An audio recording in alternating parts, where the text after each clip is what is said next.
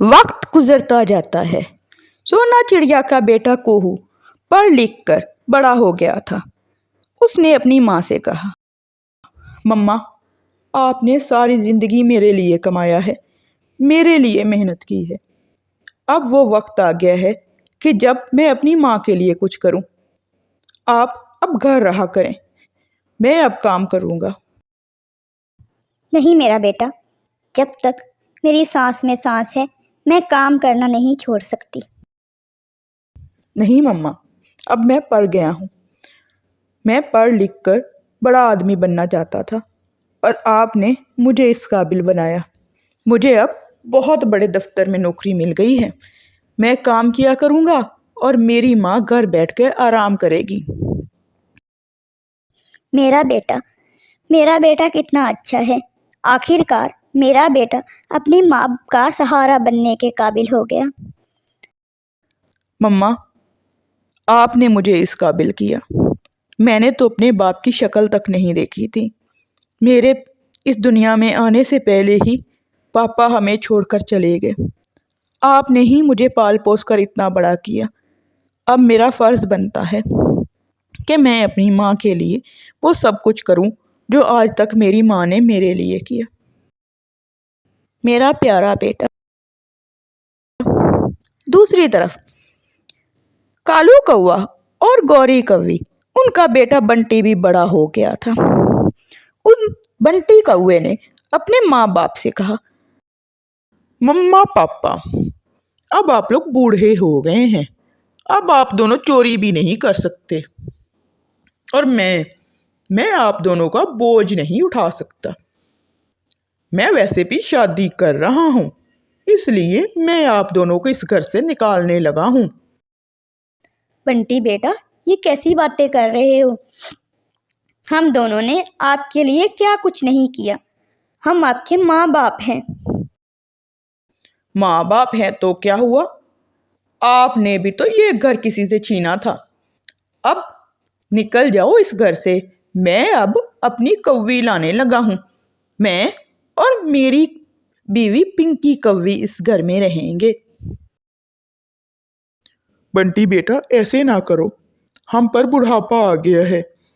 हम अब कुछ भी नहीं कर सकते, ना ही कोई काम कर सकते हैं और ना ही अपने लिए नया घर बना सकते हैं। हम कहाँ जाएं? जैसे आप दोनों ने उस चिड़िया को घर से निकाला था ना, अब आप दोनों भी इस घर से निकल जाओ। बंटी कौवा अपने माँ बाप को उस घर से निकाल देता है। वो दोनों एक दरख्त पर बैठे एक दूसरे से बात कर रहे होते हैं। गौरी, बहुत साल पहले हमने उस चिड़िया को इस घर से निकाला था और आज देखो, हमारे ही बेटे ने हमें इस घर से निकाल दिया। हाँ कालू जी, आप ठीक कह रहे हैं। उस वक्त अगर हम उस चिड़िया पर जुल्म ना करते तो आज हमें उसकी सज़ा ना मिलती। लेकिन गौरी, अब हम करेंगी भी तो क्या करें? हम बूढ़े हो गए हैं, ना ही हम कोई काम कर सकते हैं और ना ही अब हम अपना घर बना सकते हैं। अब हम कहाँ रहेंगे? अभी वो बैठे बातें ही कर रहे थे कि सोना चिड़िया ऊपर से उड़कर उनके पास आती है। कालू भाई, गौरी बहन, आप दोनों यहाँ क्या कर रहे हैं? सोना, हम दोनों को हमारे बेटे ने घर से निकाल दिया है। अब हम बेघर हो गए हैं। हमारा इस दुनिया में कोई नहीं है। कालू भैया, गौरी भाभी, आप दोनों मेरे साथ मेरे घर चलें। मेरा बेटा काम करने लगा है। उसने हम दोनों के लिए नया और बड़ा घर बनाया है। आप दोनों हमारे साथ चल के हमारे घर रहें। सोना चिड़िया उन दोनों को अपने घर ले जाती है और वो एक साथ रहने लगते हैं। प्यारे दोस्तों, इस कहानी से हमें ये सबक मिलता है कि कभी भी बुरे के साथ बुरा नहीं किया जाता, लेकिन अगर आप किसी के साथ बुरा करोगे तो आपके साथ भी कभी अच्छा नहीं होगा। हमेशा दूसरों के साथ अच्छा करना चाहिए। अल्लाह हाफिज़। ये सेब मैं खाऊंगी, मैं ये सेब तुम्हें नहीं देने वाली। चलो भागो यहाँ से, वरना मेरे हाथों मार भी खाओगी। लेकिन नाटी कवि, ये सेब तो मैं लाई हूँ, मैं ये सेब तुम्हें क्यों दे दूँ? ये सेब मेरा है और मैं ही इसे खाऊंगी, मैं ये सेब नहीं दूंगी। पता है ना मेरे 5 भाई हैं, मैंने उन 5 को बुला लिया ना तो मार मार के तुम्हारा कीमा कर देंगे, फिर देखना तुम्हारा क्या हाल होता है। चलो भागो यहाँ से, ये सेब मुझे देकर जाओ। नहीं, मैं ये सेब बिल्कुल नहीं दूंगी, मैं इतनी मुश्किल से लेकर आई हूँ, साथ वाले जंगल से लाई हूँ, इतनी दूर उड़ के गई मैं इस सेब के लिए, और अब मैं ये सेब तुम्हें दे दूँ? मैं बिल्कुल नहीं दूंगी, तुम जाओ यहाँ से। नाटी कौवी एक मगरूर कवि थी। उसको अपने 5 भाइयों का बहुत ज्यादा घमंड था। वो हर एक परिंदे से झगड़ा मोल लेती, खुद ही वो उनसे लड़ती और फिर अपने 5 भाइयों को शिकायत लगाकर उनकी पिटाई लगवा देती। हर एक को वो अपने 5 भाइयों की ही धमकी देती थी। लाल चिड़िया ने वो सेब उठाया और वहां से चली गई। नाटी कौवी पीछे बैठी रह गई। उसको बहुत ज्यादा गुस्सा आया कि इस छोटी सी चिड़िया की इतनी जुर्रत, जिसने उसको सेब नहीं दिया और यहाँ से सेब लेकर चली गई। वो वहां से उड़ी और सीधी अपने भाइयों के पास गई। उसने जाकर अपने भाइयों से झूठ बोला और कहा, भाई भाई, वो लाल चिड़िया रास्ते में मिली थी, उसने मुझे बहुत बुरा बुला गला सुनाया भाई, वो बड़ी बदतमीज़ है, उसने मेरे साथ बड़ी बदतमीज़ी की भाई, और मुझे एक थप्पड़ भी मारा है, आप चल के मेरा बदला लो। उस छोटी सी चिड़िया की इतनी जुर्रत कि उसने मेरी बहन के साथ बदतमीजी की और मेरी बहन को थप्पड़ भी मारा। अब भी जाके उसको सीधा करते हैं। वो अपने 5 भाइयों को साथ लेके लाल चिड़िया के घोंसले में पहुंचती है।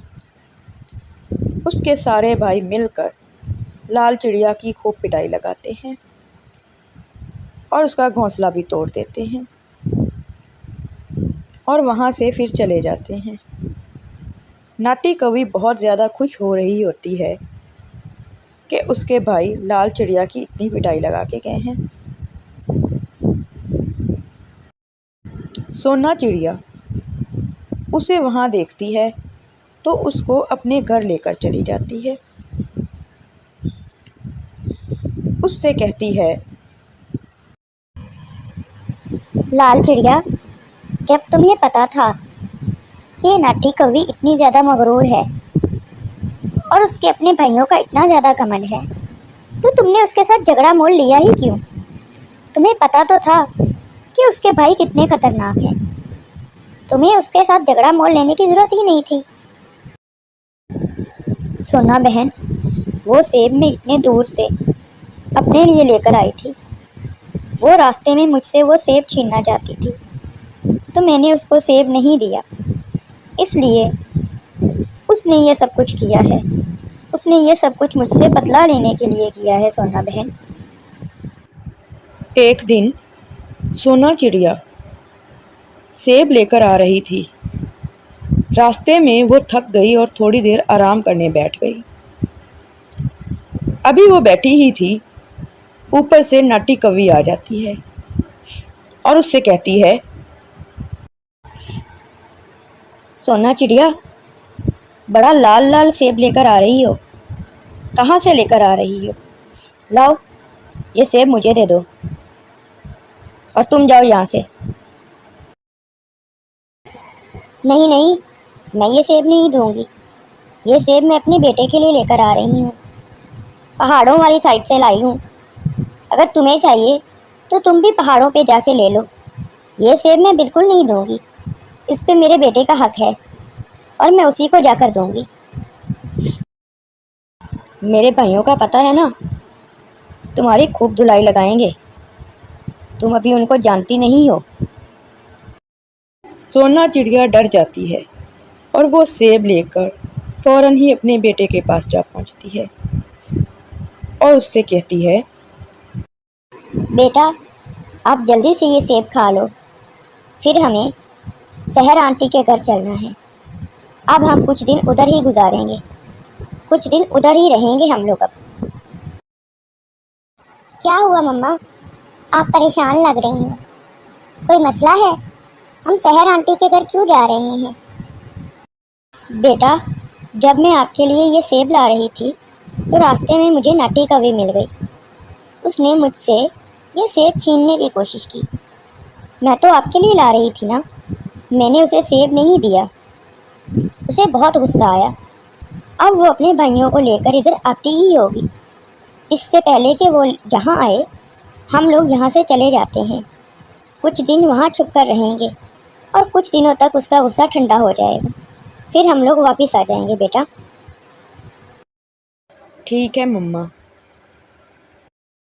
वो लोग वहाँ से शहर चिड़िया के घर के लिए चले गए। वो दोनों वहाँ से उड़े और शहर चिड़िया के घर पहुँच गए। दूसरी तरफ नाटी कौवी ने अपने भाइयों को जाकर फिर से शिकायत लगाई और फिर से झूठ बोला। उसने कहा, भाई भाई, उस सोना चिड़िया ने इस दफ़ा मेरे साथ बड़ी बदतमीज़ी की है। उसने मुझे बहुत सा बुरा भला सुनाया भाई, और वो कह रही थी कि वो मेरे 5 भाइयों से भी नहीं डरती। उस सोना चिड़िया की इतनी मजाल, इतनी जुर्रत हो गई कि वो हमारी बहन के साथ बदतमीज़ी करे। एक तो बहन है हमारी। चलो भाइयों, अभी चल के उसको सीधा करते हैं, उसकी खूब पिटाई लगाएंगे, फिर देखते हैं कि वो हमारी बहन के साथ कैसे बदतमीज़ी करती है, उसकी इतनी मजाल कैसे होती है। चलो। दूसरी तरफ सोना चिड़िया शहर चिड़िया के घर पहुंची और उसको जाकर सारा मामला बताया और उसी के घर में रहने लगी। वो बेचारी बहुत ज़्यादा डरती थी कि कहीं नाटी कौवी और उसके भाई ना आ जाएं और उसको और उसके बेटे को कोई नुकसान ना पहुंचा दें।